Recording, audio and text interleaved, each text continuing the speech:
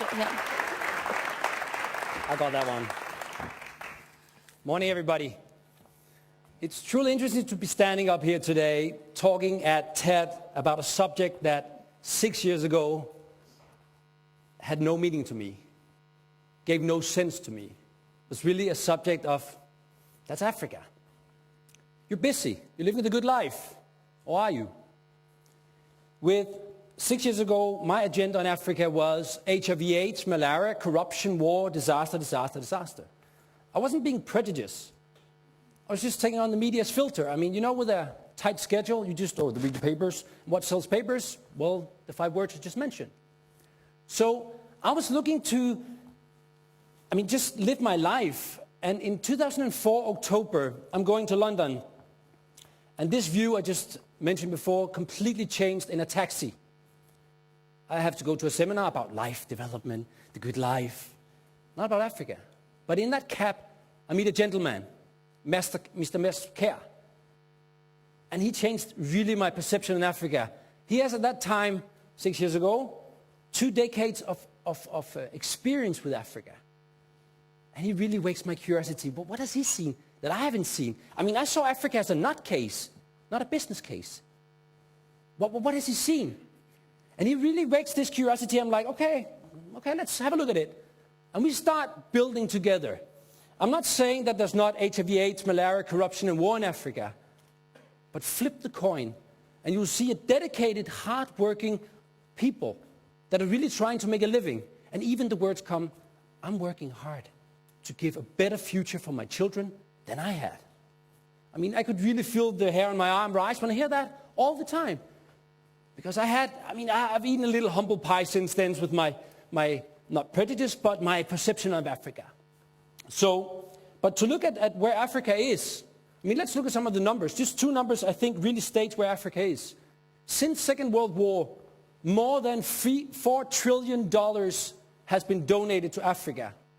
Yet, 80% of the African population is unbanked. Imagine you being unbanked, not having access to capital to build your business or just live your life. Well, with this, Mads and I said, when I say Mads and I say the team, I see our partners. We said, how could we do something differently? The debate in Denmark, where I live, is it 0.7% of GDP or is it 0.8% of GDP that should be donated? I think the debate is wrong. I'm not saying that donation and aid should not be there, but I think the debate is wrong because and this is my provocation, I don't think poverty is the problem. I think how we deal with poverty is the real problem. So how could we change this perception? And I really have 2 things that really inspired us. It's Skype and YouTube. What does that have to do with Africa? But take Skype. Before Skype was here and I told you, we're going to communicate across from Denmark to US for free. People say, yeah, come on. There are big companies here. That cannot happen. Well, it's here today. It's been here for years. And Skype, where did it come from? Did it come from Deutsche Telekom, AT&T? No, it came from the garage. Okay, YouTube. It changed the way that we broadcast ourselves. And YouTube, of course, came from CNN or BBC. No, it also came from the garage. And I'm going to swear here. Why the heck shouldn't poverty be addressed from the garage as well? Why shouldn't we take on this entrepreneurial hat and look completely different and at radical change instead of, is it 0.7 or 0.8, or how do we do last year? Let's put a little more in the box. Let's look differently. Let's involve all of us. And actually, when people come to us, so, is the greatest inspire you have, is that from the microfinance sector? No. Is it? No. The greatest inspiration for building MyC4 comes from eBay. eBay is connecting people, you know eBay, but instead of having a buyer and a seller, we have an investor investing directly into a business who happens to be in Africa, who needs the funding, and back to the 80% unfunded. So with eBay kind of as an example, we said, okay, where do we start? This is not just, eBay wasn't built from day one, just became eBay. I had to build a lot of trust. So how do we do that? We said, okay, instead of becoming an academic project, instead of just doing it on white paper and whiteboards and really doing this for many years before you launch something. Let's walk the talk. Let's learn the hard way. Let's do it. Let's get real data. Let's get real faces on this. Instead of having this in a textbook example. We said, we'll do it. We know we won't hit it right the first time, and I guarantee we have felt ups and downs. But the ups has really learned us a lot. So has the downs. And what we learned from this is kind of come into a situation where we're saying we will do it in a new way. Because we have to get your attention span. You have a tight schedule. You have 24/7, 365, which is packed. The good life. Packed. But would you like to, just a hand up, would you like to make a difference for other people? Just a hand up. We will. It's in our nature. We would like to make a difference. But I don't have the time. I'm not saying when the collection tin is knocking the door, you should not do that. I think there's more than that. The thinking is, how could we find something that is sweet spot into your daily manners? Something you do here and here. And we said, how can we do that? And we couldn't for many years. We were live in October 2007, and for a couple of years, we didn't see it. But for the last 2 years, we've been working with the largest supermarket retail chain, FDB Co-op, for 2 years, really trying to figure out how we could support each other, how we could build on each other. Because we really like to see existing structures and piggyback on that. Instead of inventing everything ourselves, which we can't, we're a small company. So we said, how could we actually take it to the next level?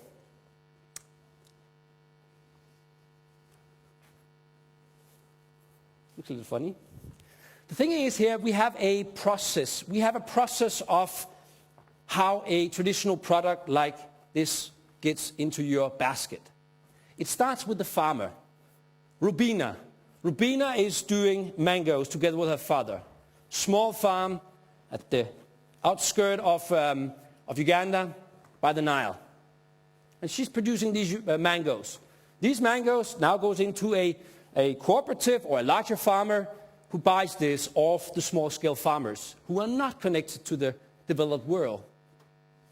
This large farmer now goes to a trader. The trader imports it to Denmark, where we have a dairy called Tise.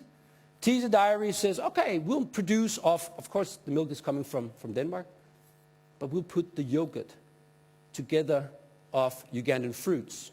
So they have branded Yogurt Uganda, and by this we saw, okay, there's something here, because that goes into the shop, and that is being sold to you and ends.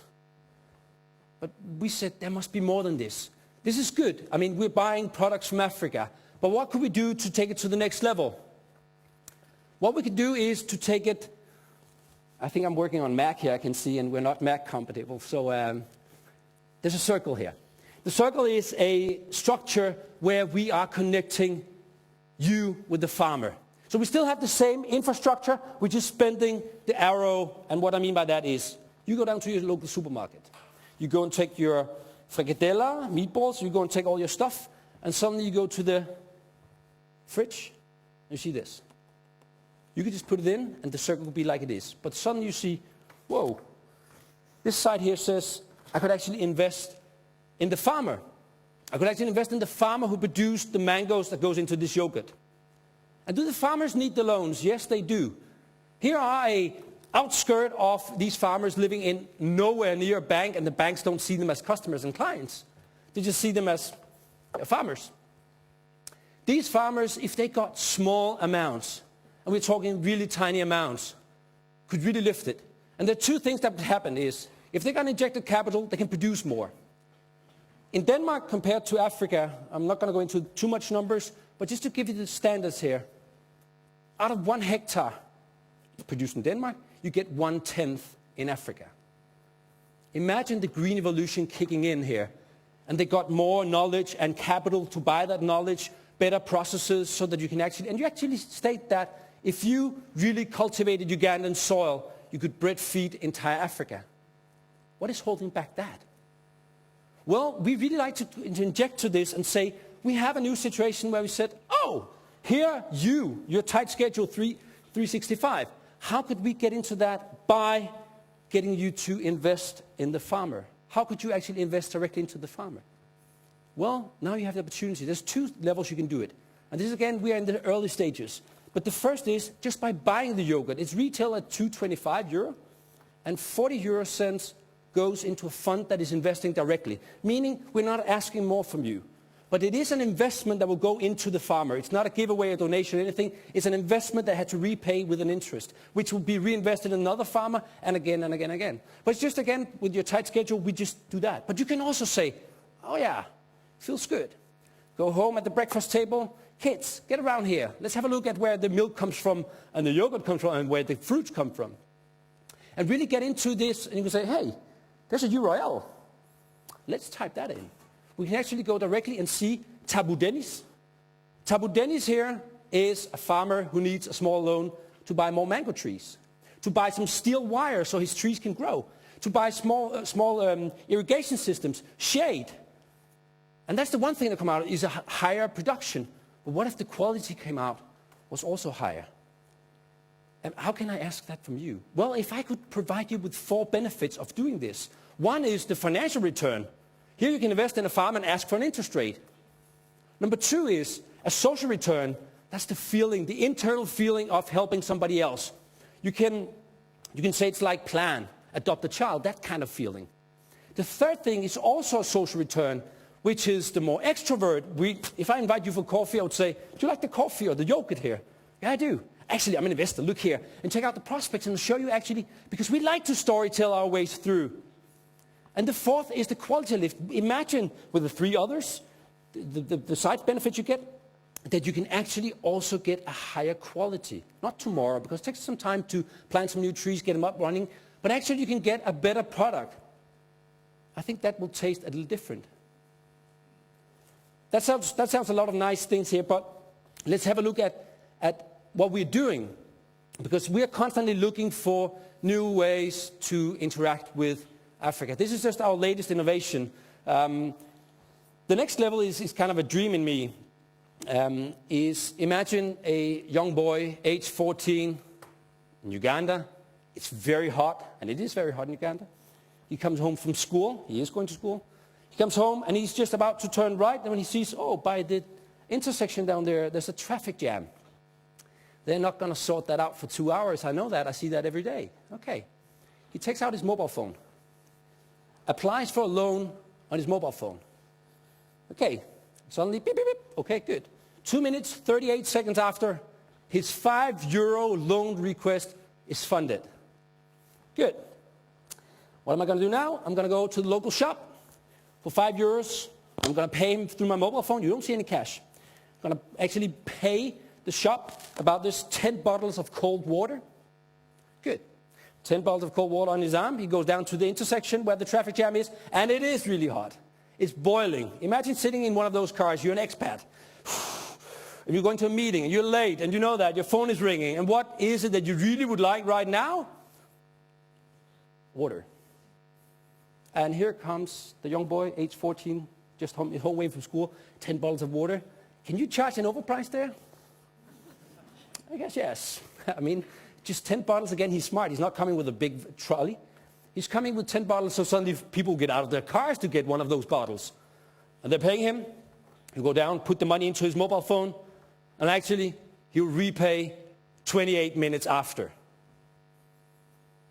So the whole circle, we didn't see any money but the money that was paid, and he put into his mobile phone again. There's thousands of kiosks changing the money into mobile accounts, and he's repaying via the mobile phone back again. This sounds like in 2050 we're going to do that, but we can piggyback on a structure here again. In East Africa especially, there are a lot of mobile banking, and we see mobile banking booming. And this is why I really like Africa, because this we have been talking about for ages. In Denmark, where I live, and in Africa, there are millions of users of this every single day. Tiny bits of amounts back and forth. So again, we're piggybacking on a structure that we are not developing. We're just finding ways to get innovative solutions to fund the 80% that are not funded by you and me. You don't have to be a rock star. You don't have to be UN or another.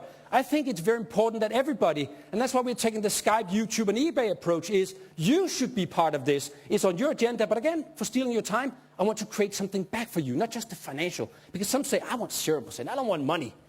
But I want the feeling and the storytelling opportunity and the better quality. And just a story that can change this.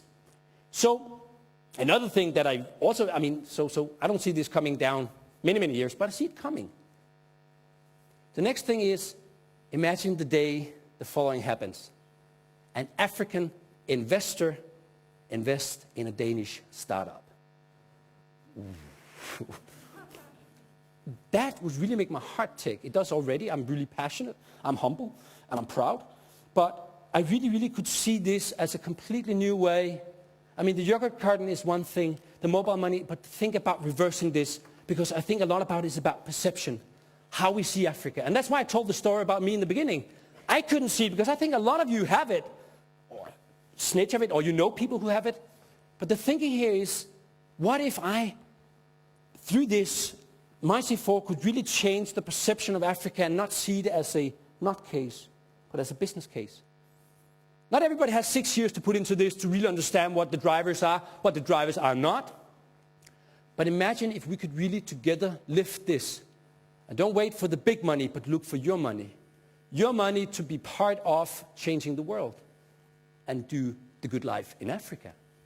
I'm not saying we should westernize Africa, but everybody should have, as a minimum, the foundation to realize their business potential and not be held back because of financial structures. I don't believe in that. I'm not saying that we should make them succeed. That's business.